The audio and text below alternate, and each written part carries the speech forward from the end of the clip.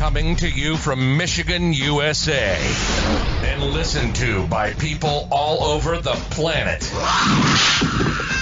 Get ready to be safe and sound with Sean Sparkman. Never take your eyes off your opponent, even when you bow.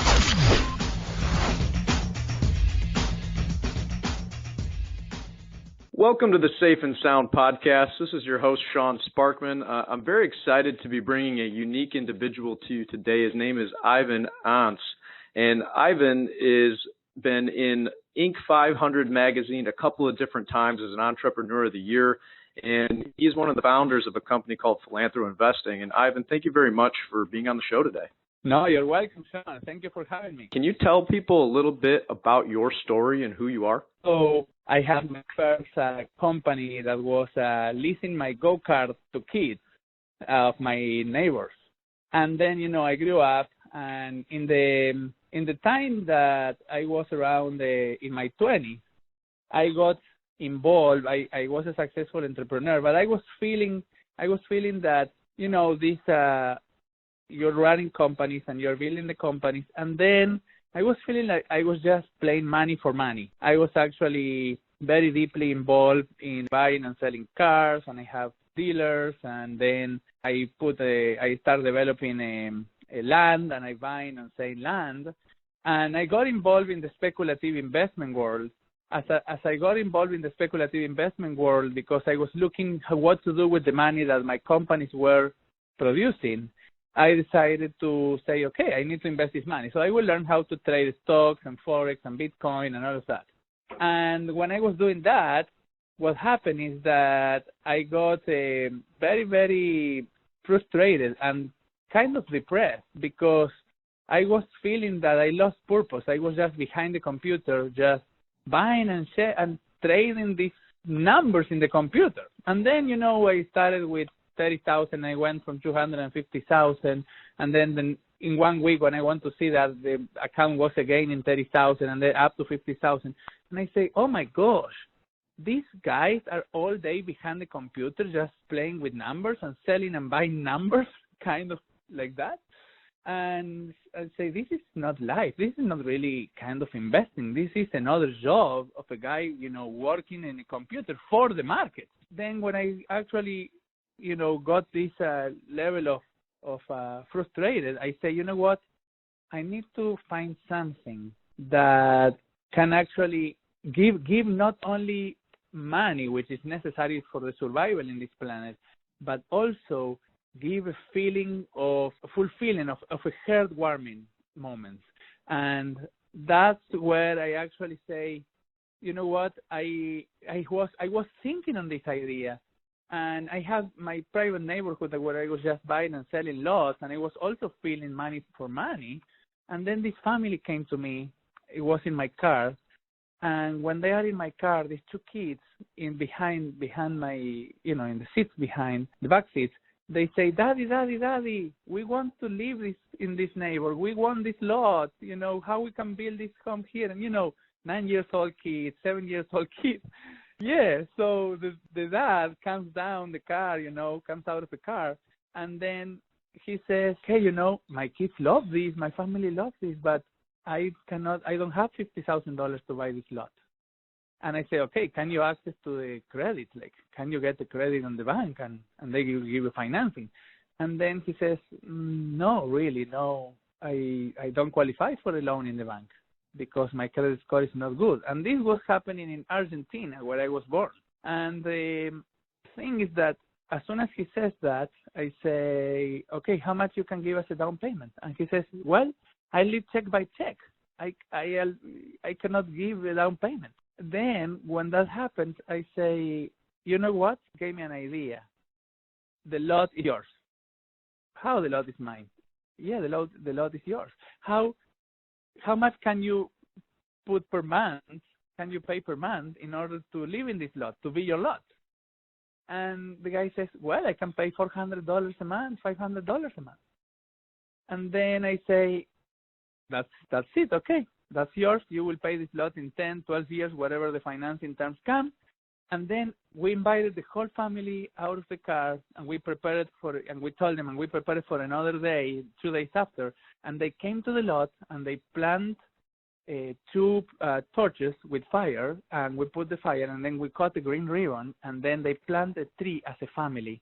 And now when I saw the green on their faces, meaning like the smile on their faces, I thought, you know what? This is literally amazing. This is something that needs to be developed worldwide. This real estate philanthro investing. And that's a really cool story, because it goes back to what life is truly about, which you and I were talking a little bit about before we even jumped on the call today, do the recording. And I truly believe, and if you listen to some of my past episodes, that life's about relationships and how you can serve other people. And I find it absolutely fascinating that, as a 7-year-old in Argentina, for one, you started a business at 7 years old and started making money, and then you went throughout the rest of your story where you got to the point where you were just simply trading numbers and found that you were completely unfulfilled. And I know that lots of people have felt that way or feel that way about their jobs. And so it's really cool that you finally found something that gave you fulfillment. And of course, it came from that connection with other people. Exactly. It came from the connection with other people, Sean. And what is really cool about it is that I told my wife at that time, I say, hey, Bella, what about if we actually export this idea? And we were thinking in moving to the U.S., we was not doing it, but we were thinking in it. And in 2010, I started going back and forth to the U.S. and different business trainings, business courses, masterminds, things like that.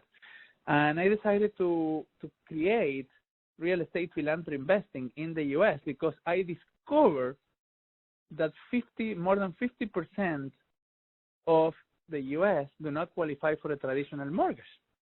On the other side, more than 50,000 homes get foreclosed every single month.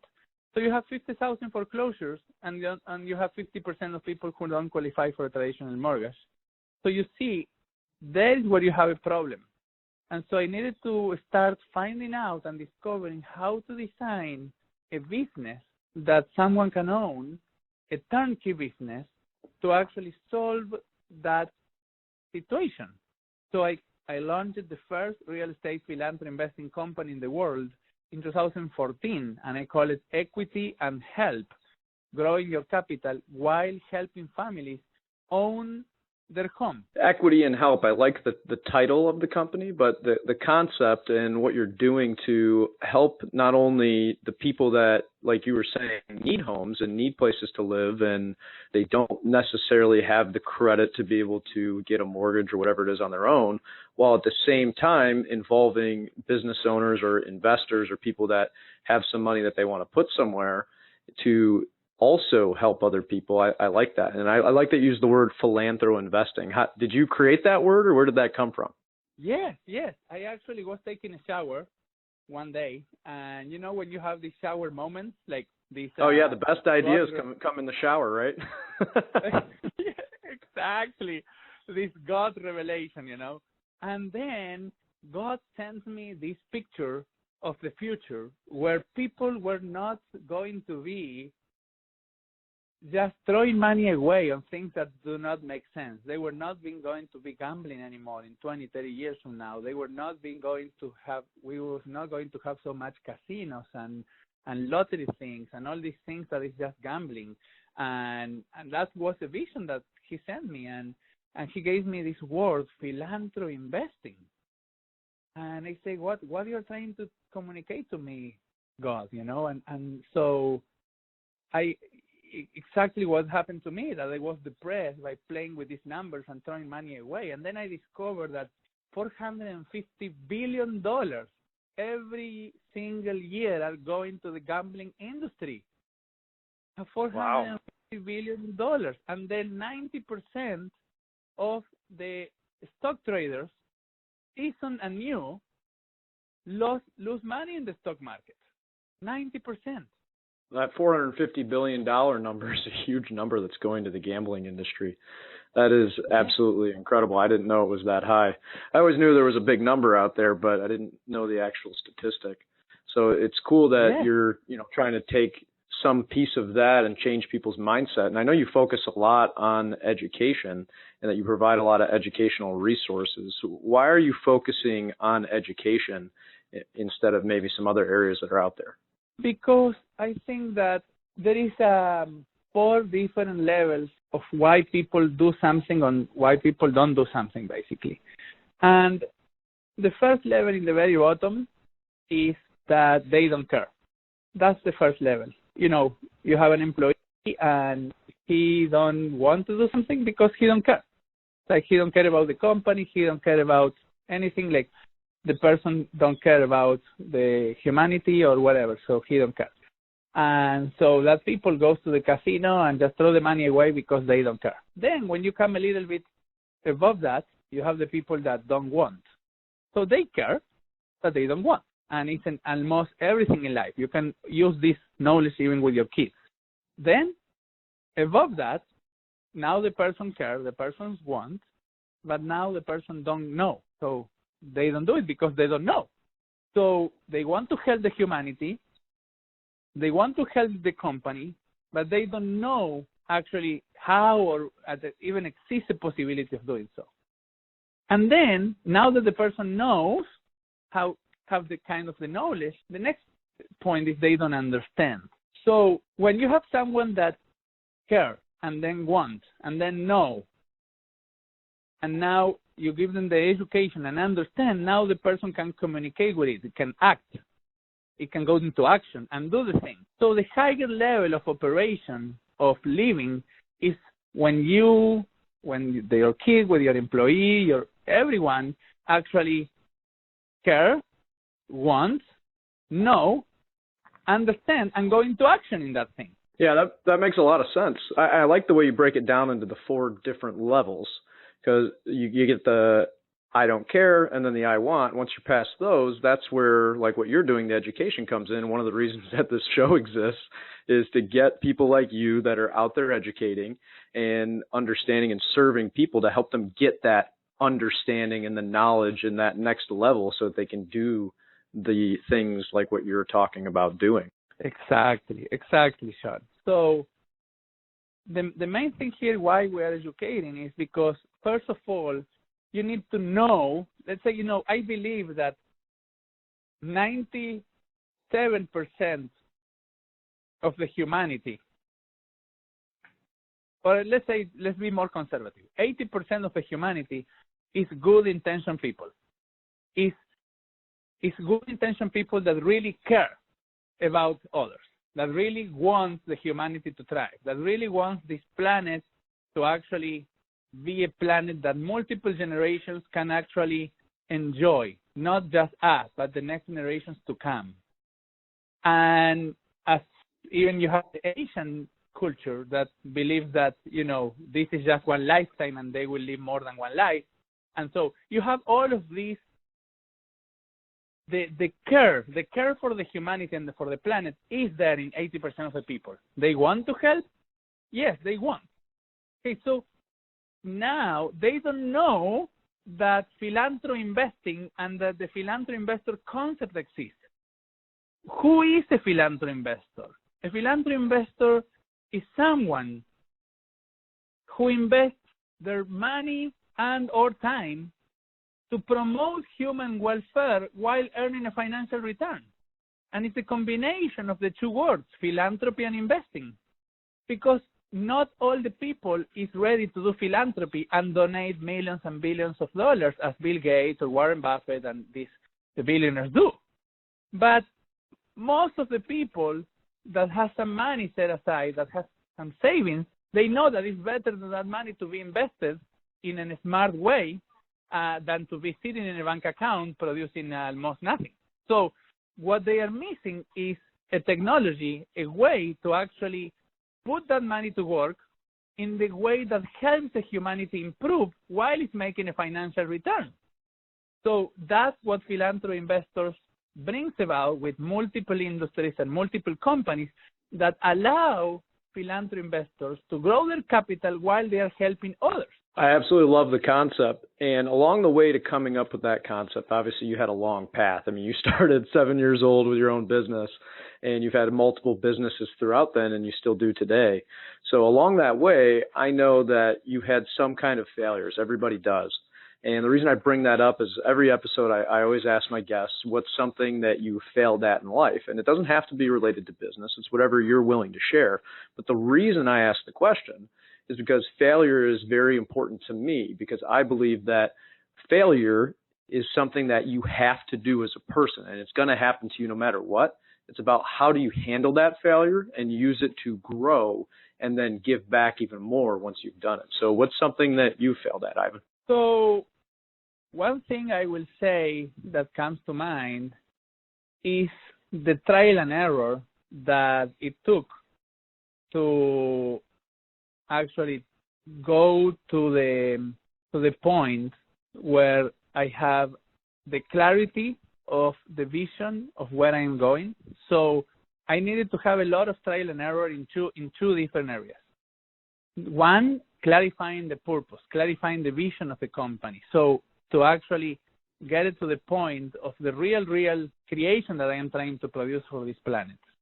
Because we all as human beings come to the planet for a reason. It's not that just our parents, just brought us to this planet. Oh my gosh, it was my parents' fault that they brought me to this planet. That's not correct. So every human being has a mission and a purpose, and they are responsible why they arrive as human beings in this planet.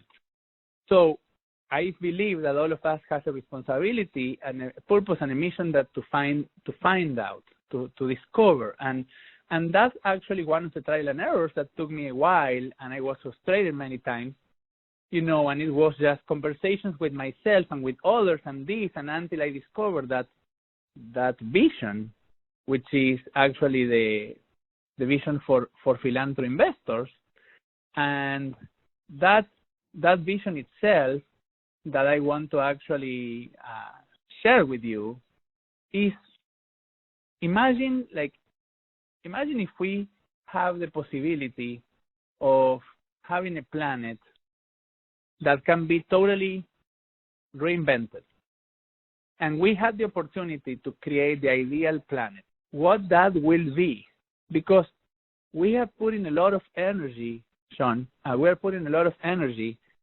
into sending people to Mars and conquering Mars when we have not conquered planet Earth. Yeah, I get what you're saying. There is this situation that's going on, because imagine if we put all that same energy on trying to conquer other planets in conquering this planet. It will be just amazing. So finding that vision, it was really, really something important for me, because it clarified in a way that allows me to then create, it gave me the foundation, it gave me the foundation to actually go and create in the direction that I wanted to create. And that vision is so simple as, if you actually think on a planet Earth that can be reimagined and reorganized towards a far greater ideal, wherein every family will live in their own happy home, where individuals eat organic and pure food, where animals and humans drink pure water and breathe air that is pure. Millions of lives are protected from structural damage. The world is able to acquire the energy it needs without wires or electrical structures, and where every functional space is created and renewing its own energy. It is a world without illiteracy. It is a world of wellness, not disease.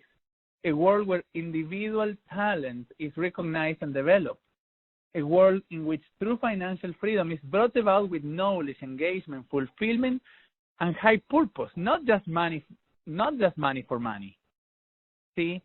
So, and that was one. And the other failure that I had was I needed to leave Argentina with $3,000 in my pocket, because Argentina was not allowing me to buy US dollars, because they were not selling the currency, and they were not allowing to transfer money out of the country. So I literally took $3,000 in my pocket and I flew to the U.S. Starting from scratch, right?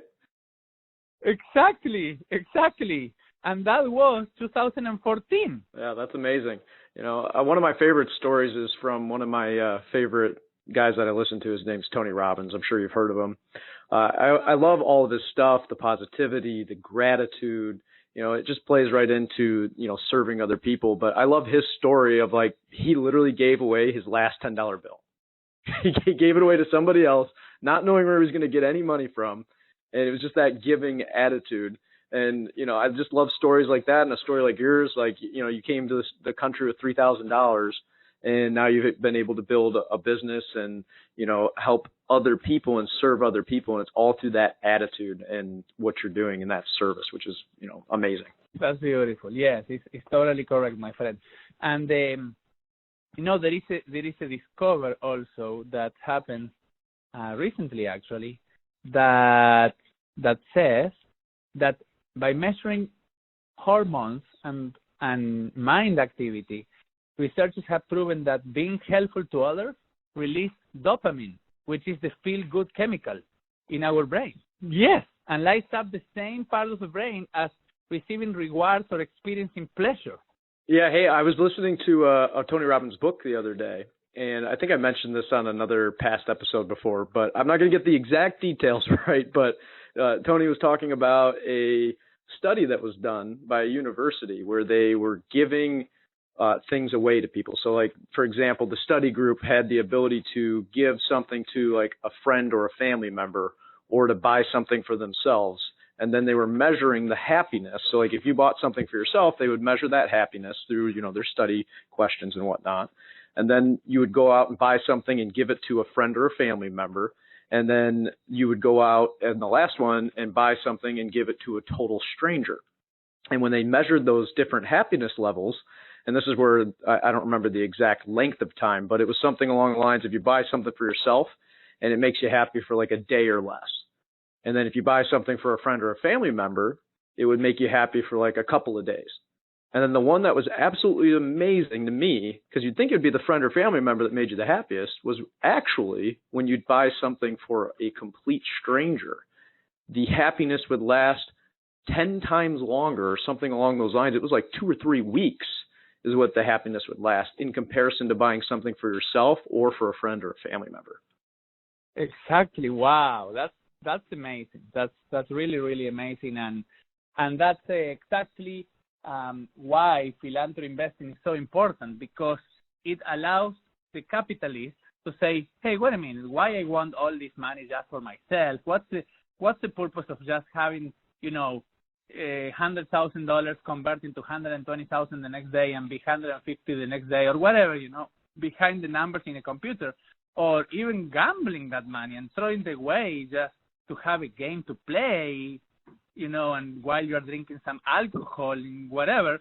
Why that when actually it's much more important and rewarding to actually use that money smartly to improve the condition of this planet, conquer this planet, and then we can see if we go to Mars or not.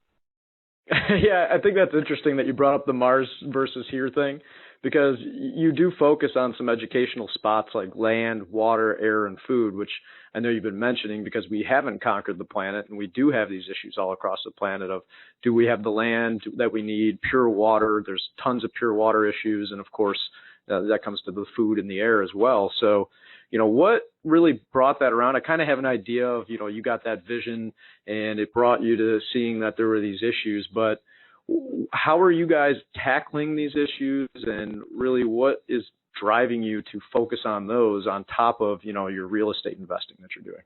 So what happened is that I was actually helping families own their home in 2014 till 2019.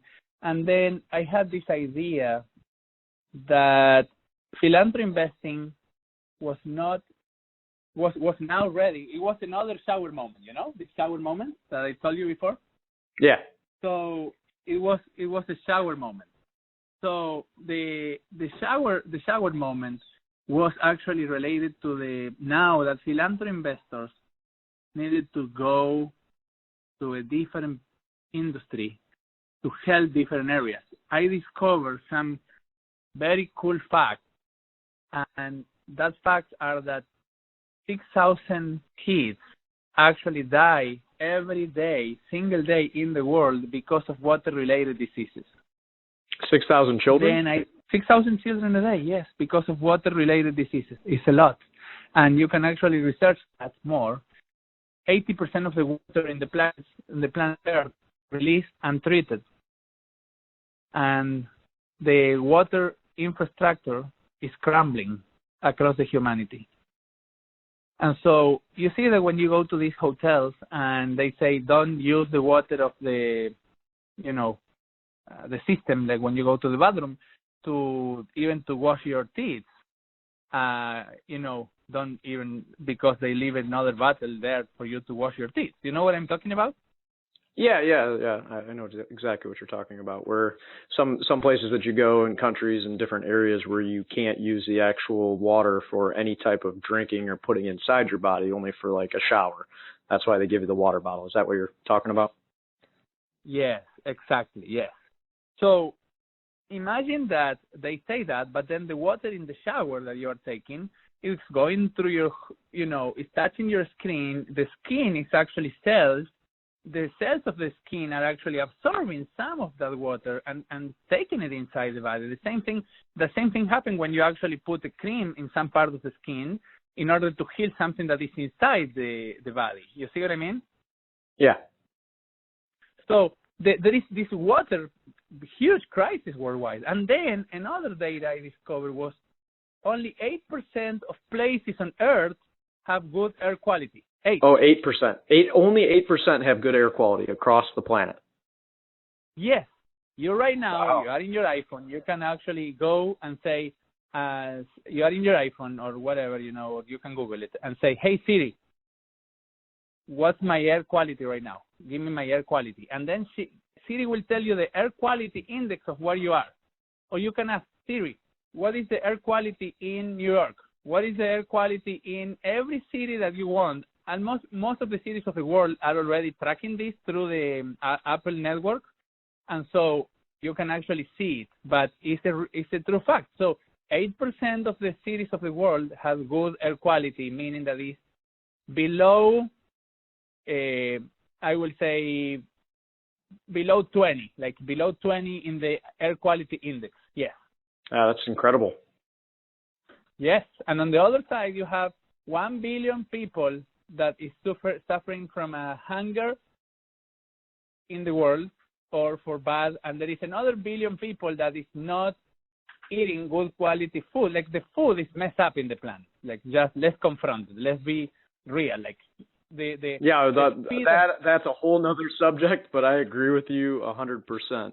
I've read all kinds of stuff, and we eat organic, and there's a real reason why, but not everybody is able to do that, and so I understand where you're coming from, because it is a real issue with the food, especially. Exactly, my friend. And then on the other side, there is 1 billion illiterates in the world. 1 billion illiterates. So how we are going to understand each other if we have 1 billion illiterates? Yeah, that's an incredible number. I'm actually doing a recording tomorrow with a woman who helps people in the U.S. with illiteracy, and her company is doing that, because you'd be shocked. I mean, most people think, hey, the U.S. is one of the most literate countries in the world, but even here we still have a huge problem with it, much less throughout the rest of the world. I mean, 1 billion people, that's a huge percentage of the world. Yes. It's a huge percentage of the world. And on another note, 1.5 million animals are euthanized every year just in the U.S. And the wilderness, the race that all the animals that are in the wild are wild animals, is decreasing at a velocity that is amazing. We are talking about just 25% of the wild nature animals, of the wild animals, is live versus 50 years ago, 25%. Wow. Well, here's the real question, Ivan. So we know that there's these huge issues, and you're throwing out some scary statistics out there. And 2020 is already a scary enough year that we're coming to a close on, right? With everything that's happening in the world with COVID and all the political stuff. So I love what you're doing to try and help people, but let's bring this back to how do we start to even begin tackling these issues? Because it's not hopeless. Things aren't gone. And I know that's where you're getting to, but I just want to hear it from you. Like, what do we do now? Okay. So we have the different Philanthro investing businesses and investment programs when everybody can come, learn, become a Philanthro investor, and use that money instead of going to the casinos or instead of throwing that money away in alcohol or things that do not add any value really, actually harm more than help. Directing your resources more towards the helping others, more towards the helping the humanity and the planet is the beginning of the shift, you know? When philanthropy becomes the number one strategy of the investment world for this planet, now humanity will start to shift because money is the tool that we have in order to accomplish things. We created this planet that way. You know, we actually created this resource called cash, and then the governments print this cash, and then we use this cash to put it into things. So if we direct these resources ourselves, instead of going to throw away that or you know, speculating in the market, towards something that it will improve the humanity and we get the financial return, and then we try to actually live with the 50 or 60% of our income and use the other 50% to continue reinvesting in Philanthro investing systems or companies, in the long run, little by little, year by year after year, we will actually see a planet that starts to shift. Because these companies and these entrepreneurs are actually doing something for humanity.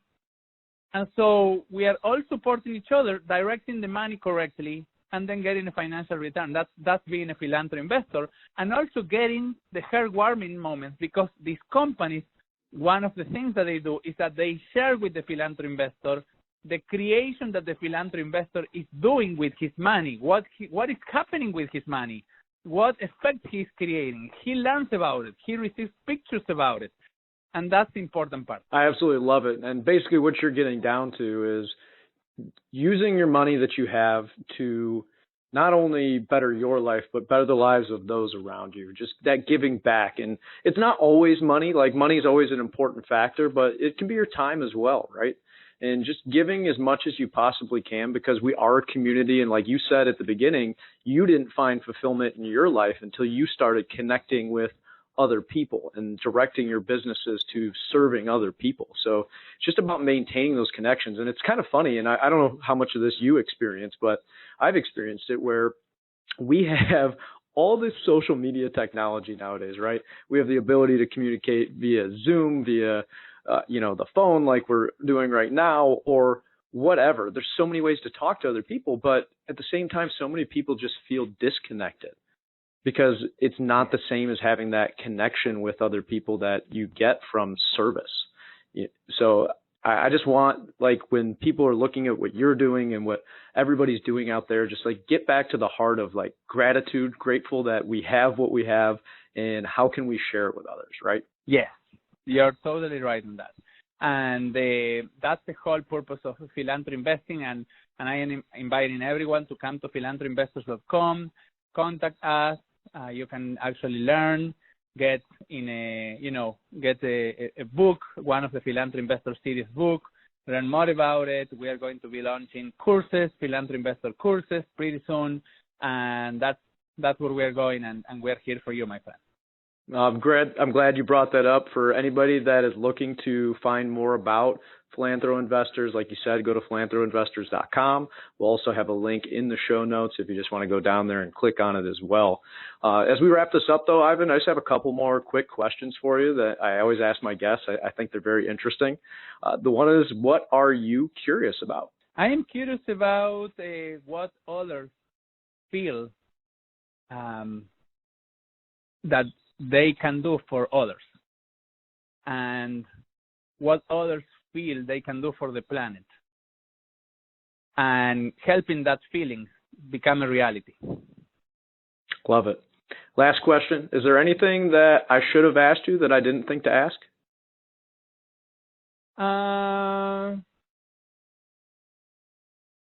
No, I think you are amazing and you asked the correct questions, and that's I'm so glad that you invited me to your podcast. It's so smart and so helpful for others. This safe and sound concept. It's really something that we need in the humanity to have a more, calm life where we feel safe and we feel sound with others and we connect with others and we can actually be more creative, because when you actually are around in a safe and sound environment and you feel that you are doing safe and sound things, your creation comes up, your inspiration comes up, everything is much better.